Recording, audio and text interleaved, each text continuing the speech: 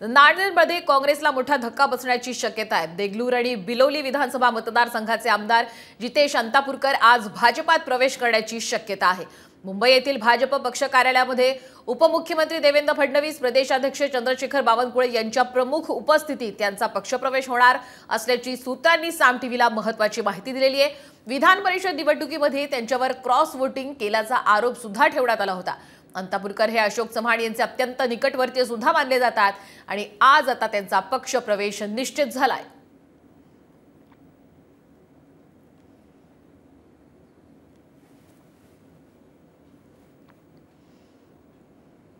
यानंतर बातमी आहे पंतप्रधान नरेंद्र मोदी यांच्या दौऱ्याविषयी। पंतप्रधान नरेंद्र मोदी यांच्या हस्ते आज पालघरमधल्या वाढवण बंदराचा भूमिपूजनाचा सोहळा हा पार पडणार आहे। कार्यक्रमाला राज्यपाल, मुख्यमंत्री, दोन्ही उपमुख्यमंत्री आणि राज्यातल्या अनेक मंत्र्यांसह जवळपास 50,000 लोक उपस्थित राहणार आहेत।